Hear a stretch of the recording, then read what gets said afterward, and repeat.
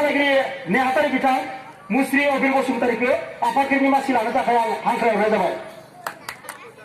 दिनैनि बे जोंनि आफादगिरि मासि लानाय बिथां मुस्रि अबिर बसुमतारी बिथांखौ आर'नाइ फालिजों बरायगोन मुस्रि बासाराम बसुमतारीया।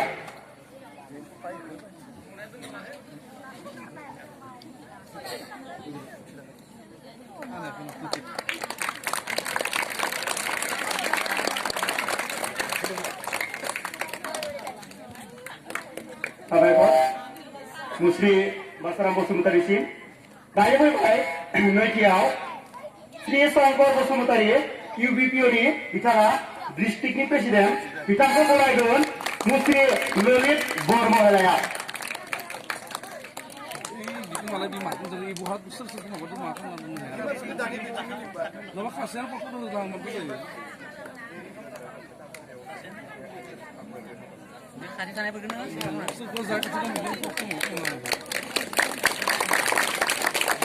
बेनि उनावहाय श्री मथुरा बसुमतारी सेन्ट्रेल एबिपिअ अर्गेनाइजिं सेक्रेटारि बिथांखौ बरायगोन मुस्रि उपेन चन्द्र बसुमतारीया।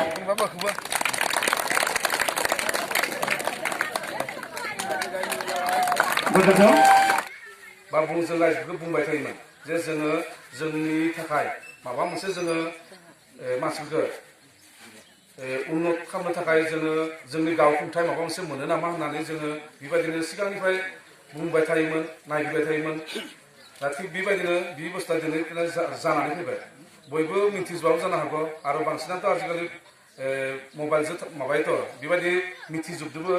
थेवब्लाबो फर्मेलि ताने जोङो गावनो फैनानै जनायनो फैदों रायजोफोरखौ आरो जोङो 2014 सननिफ्रायनो जोंनि बर' कसारि वेलफेयार काउन्सिल बे समावहा जों वेलफेयार काउन्सिल नङामोन आरो जों बर' कसारि काउन्सिल मोनसे नायगिरदोंमोन।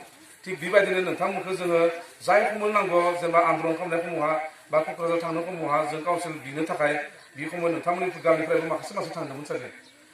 नोंथांमोननि गामिनि बेखिनि एरियाखौ माइन एरियाखौ बे दा बिथां जाय स्पिकार बुंबाय दं आरो जयन्त ब्रह्म बिथाङा नोंथांमोनखौ लाङोमोन सागे। खिन्थु जोङो प्रेक्टिकेल फैनानै नोंथांमोनखौ बुंफैया। खिन्थु बिनि जुगेदिनो नोंथांमोनखौ जों मरिगाव लांदो बा क'क्राझार लांगासिनो दङ। दा बेखायनो जोङो दा खेबसेहा मिथिहोनाय फोरबोखौ ताने जों गावनो फैखानानै मिथिहोनो नागिरो आरो बेखौथ' बयबो मिथियो जों 2014 सननिफ्राय जों राजा रायजो नोंथांमोन आंनि बारा हाख'नाय माने अभ्यास गैया गोरोन्थि जानो हागौ नोंथांमोना गावनि होननानै निमाहा होबा मोजां मोनगोन आरो।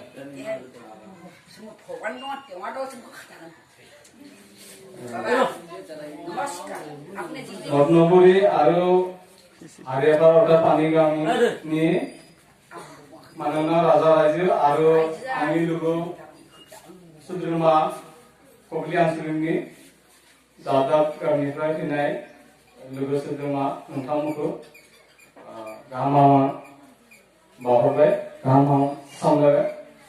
दा जों बरायनाय फोरबोखौ लादो माखासे बर'फ्रा आरो खेबसे बे टिवा काउन्सिल जाबायदि जोङो माखासे बर' गामिफ्रा थालांदोंमोन बेबायदिनो जाफैगोन होननानै जोङो बे काउन्सिल लानाय जायासै।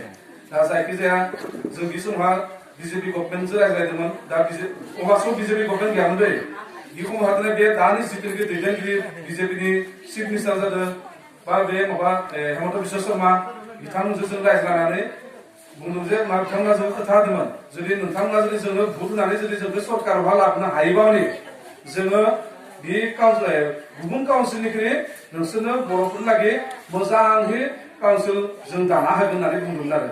थिग बेबायदिनो जोंनि बर'फ्रा जों बुहराखै बा रायजोफोर बयबो बिजेपि भट हो होननानै बुङाखै होनबा बेबायदिनो बय रायजोफ्राबो भट होनानै बिजेपिया गभर्नमेन्टआव फायमारबायबो। दा थिग बेबायदिनो जोङो एक बोसोरसो उनाव थांबाय जे जों नोंथांमोना जोंखौ बुंदोंमोन जे माबा गभर्नमेन्ट फैबा माने जोंनो काउन्सिलखौ होनो हागोन होननानै।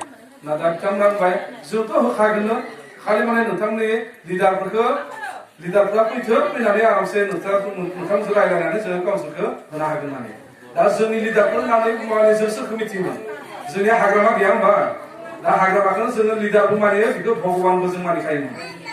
खिन्थु दा बिथांमोना ओरैबायदि मोनसे फाव फान्दायबाय बिराद दुखुनि खोथा आरो जोंनि जेबो ताने जाय खालि हाग्रामाया जोंखौ थगायनाय होननानै मिथिदों अबा खालि जोंबो गाबनो ओंखारदों जाय मानसियानो जोंखौ बिपदनि समाव खहाय खालामबाय थाग्रामोन बि मानसिया जे जोङो बाहेरा काउन्सिल मोननायखौ जे होबथाबाय दङ जों भाबि मोननानै मोनासै दानि जों सानदों आरो काउन्सिलखौ होगोन होनना बुङो मानो दिनैसिम होआखै होगोन बुंबानो बे बिजेपि गभर्नमेन्टआबो जोबनो लागि आरो बारा दिन गैलिया मिथिया होमबा 4.5 बोसोरनिफ्राय जालांबाय दा आरो 6 माह जासिम दंबालाय दा 6 माहालाय होनबा माबायदि काउन्सिल होनो हागोन होनबा दानो जुदि होआबानि आरो उनफ्राव होनायनि मा दङ इलेक्सन खाथिथ' होथारनो हाया आरो इलेक्सन जोबनायनि उनावथ' खुनु दिन मोनखाथारा दा बिनिखायनो जोङो रायलायनानै मैया दाखालि हाग्रामाया जेब्लानोखि जोंखौ थगायबाय होननानै मिथिबाय दा बेनिखायनो जोङो बे बिटिसिनि मानसिफोरखौ नांलिया बेबायदि होननानै जोंनि बाहेरानि बर'फ्रा 21 जिल्लानि दैदेन लिडारफ्रा बयबो ज' जानानै जोङो गावनो सेस्था खालामनानै काउन्सिलखौ जोङो हासिल खालामगोन होननानै जोङो थिरांथा लाबाय आरो थिग बेबायदिनो जोङो बे दानि चिफ मिनिस्टार हेमन्त बिश्व शर्मा बिथांखौ जोङो लोगो हमबाय आरो जोंनि लोगोआनो सासे जोंनि बर'नि सासेल' नायल' एमपि बिश्वजित दैमारि सार बिथाङाबो ओरैबायदि मोनसे खालामबाय माने बर' कसारि काउन्सिलखौ आं दिहुनना होनो हागौ माने बे बिपिएफनि मिटिंखौनो थाङा बेबायदि मोनसे जाहैबाय दा होमबा जोंहा मोनसे गोहो मोनाखैबा सासे जुदि सोलिनोबो जुदि एमपि